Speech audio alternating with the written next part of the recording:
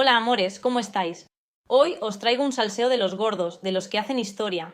Vamos a viajar a los años 70, a la época dorada de Interview, una revista que lo cambió todo. Y tenemos a una protagonista de lujo, la mismísima madre de Leticia Requejo. Mirad, mirad. Esa última fotografía que hemos visto me resulta como muy familiar. me parece a Leticia. O Leticia a mí. Casualmente. O Leticia A a mí. Fíjate, vamos a, en vez de pinchar a María Antonia, vamos a dejar la foto. Ahí está, muy bien. Gracias, Lete. Qué fuerte. Nadie diría que son madre e hija. Total. Es que son clavaditas, ¿verdad? Me ha dejado flipando el parecido. Pero bueno, más allá del quién es quién, lo importante es el testimonio de María Antonia. Ella fue secretaria general de Interview y nos va a desvelar cómo era la trastienda de la revista que revolucionó España. Atentos a lo que cuenta sobre su impacto. A ver, que es que Interview, que era una revista que mi padre compraba en el kiosco del Zoco Claro. de Majadahonda todas las semanas, Los lunes. ha sido la referente en cuanto a muchos de los asuntos de periodismo de investigación. Ahora que hay tantos digitales, Sí. Sí. venga, digitales, el uno, el otro, tal, está muy bien, porque cuanto más competencia hay, más información interesante Sí. sacan.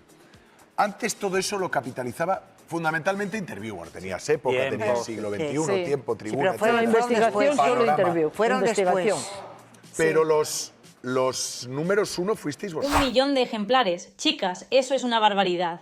Hoy en día, con tantos digitales, nos parece impensable. Pero es que Interview era la revista. Periodismo de investigación del bueno sin pelos en la lengua. Me encanta cómo destaca la competencia actual. Porque es verdad que nos trae más y mejor información, pero nadie como ellos en su momento. Y la redacción, eso sí que era un show. Redacción divertidísima.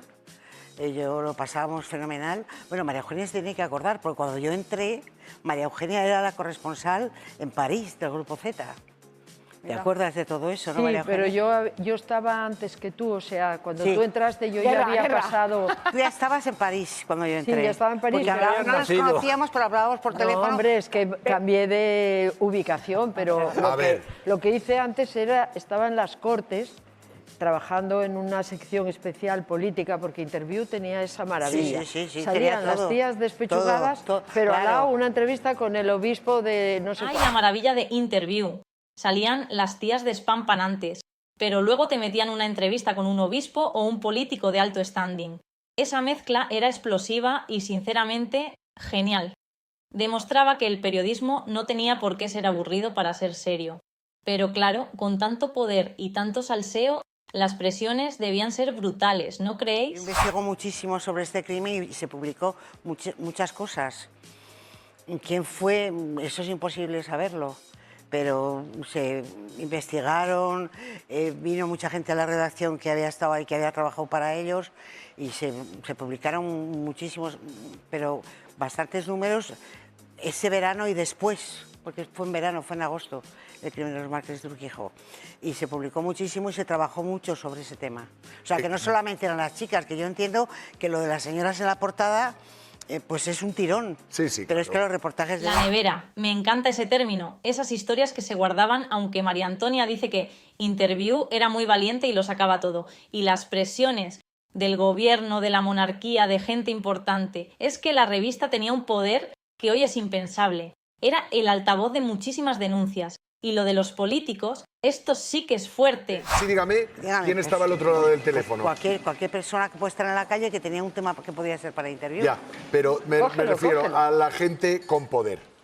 Tú recogías el teléfono y a lo mejor llamaban al señor Asensio, yo qué sé. Sí. Felipe Adolfo González, Suárez. Alfonso Yo Guerra, las Adolfo llamadas Suárez. del señor Asensio no las recibía yo, pero sí en la redacción, sobre todo en la época de Suárez, los ministros me parecían muy cercanos. Ministros cercanos. ¿Qué tiempos aquellos?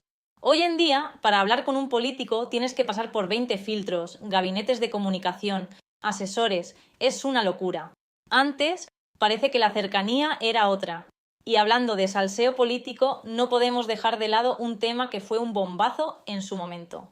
Las orgías de Luis Roldán. Las orgías, un segundo, Antonio. De las orgías del señor Ábalos y de su amigo Koldo en el Parador de Teruel, no tenemos fotografías. Pero Interview sí publicó las fotos de las orgías que se montaba Luis Roldán con los fondos reservados de la Guardia Civil. Sí, sí. En calzoncillos, con una muñeca hinchable. Exacto. Creo recordar. Madre mía, en calzoncillos y con una muñeca hinchable. Interview no se cortaba un pelo. Y es que, aunque ahora tengamos escándalos como el de Ábalos, lo de Roldán fue de otro nivel.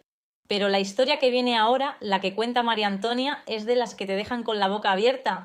Preparaos para el giro de guión más inesperado. Es que Es estamos una Una de las hablando. cosas más sorprendentes que me han Sí. pasado en la vida, ¿eh? Eso Cuenta, que vas a cuenta. contar, cuéntalo. Cuéntalo. A ver, lo voy a contar, que yo creo que nunca lo hemos contado en público. Venga, pues es el momento. Bueno, pues un día, yo he cogido como 2 o 3 días de vacaciones para quedarme en casa porque venían unos familiares de Asturias. Entonces me llama Pepe Cabero, que era el director entonces, que ya ha muerto, por cierto. Me llama Pepe Cabero y me dice, perdona que te moleste, que estás de vacaciones, pero creo que es importante lo que te tengo que decir. ¿Conoces a fulanito? Digo, sí, como que es cuñado mío. ¿Y tiene una casa en Isla Margarita? Digo, Roldán en casa de tu cuñado. Es que esto es de película. La vida real siempre supera la ficción, ¿eh? Imaginaos la situación. Estás de vacaciones, te llama tu jefe con un bombazo y resulta que el fugitivo más buscado está en la casa de tu propia familia. El salseo máximo. Y lo mejor de todo es que Interview no se echó para atrás. Lo publicaron. Tienen a Roldán en su casa. Digo, mira, por favor, no, me da la risa. Pero ¿cómo va a tener a Roldán en su casa si él está sentado justo a mi lado? Te lo voy a pasar. Entonces mi cuñado estaba en ese momento en casa.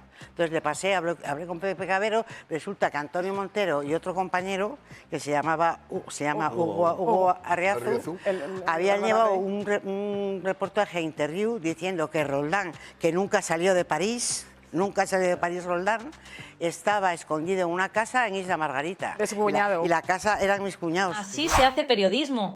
A pesar de las llamadas, a pesar de la conexión personal, Interview lo publicó. Eso es valentía y compromiso con la información. Pero la historia no acaba ahí, porque el equipo de la revista se lanzó a la aventura para verificarlo todo. Y esto es lo que pasó en Isla Margarita. El problema, o sea, yo voy a Isla Margarita, evidentemente, porque a mí me dicen Roldán está en Isla Margarita. Y yo llego a Isla Margarita, eso es una información que yo tengo, y cuando llego allí, efectivamente allí la gente de Margarita, incluso un periódico de Isla Margarita publica que Roldán está en la isla y que lo están buscando todos. Yo me pongo a indagar por la noche, sobre todo en los casinos de la isla y tal, y a mí me hablan de la persona esta que es el cuñado o el tío, Sí, el primo justo. tuyo, Cuñado. que es una cosa alucinante. Entonces yo me alquilo una casa enfrente de la casa de él y me estoy 15 días ahí viendo a su primo en Bañador, A mi cuñado. a tu cuñado en Que Albornoz, estaban tal, aquí en hacemos Madrid, fotos de todo ellos. eso, De pero... despliegue. 15 días espiando al cuñado en Bañador, buscando a Roldán como si fuera una aguja en un pajar. Eso sí que es periodismo de investigación puro y duro. Aunque no lo encontraran allí, la historia ya era un escándalo por sí misma. Y el hecho de que Interview lo sacara a la luz con todos los detalles es lo que la hizo tan grande. Yo escribo eso, Interview lo publica, que te lo traeré, lo que yo le mando, No, si que no lo lo- mando por fax. Que no lo dudo, que no Al- lo dudo, al tú Antonio. recibir- Que no era su- que no era- que no era pero no Roldán, está- Pero yo lo que Claro. recordaba es que tú habías recibido el María fax Antonia. y que tú al ver el titular dices, pero si este tío es mi primo, mi No, cuñado. me llamo Pepe Cabero, yo estaba de vacaciones. Claro, y entonces, Me bueno, llamó el Y luego director. estaban las Y señoras. ahí lo tenéis, amores.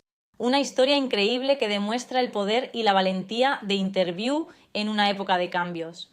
No solo nos traían el salseo que nos encantaba, sino que también destapaban verdades incómodas para los poderosos.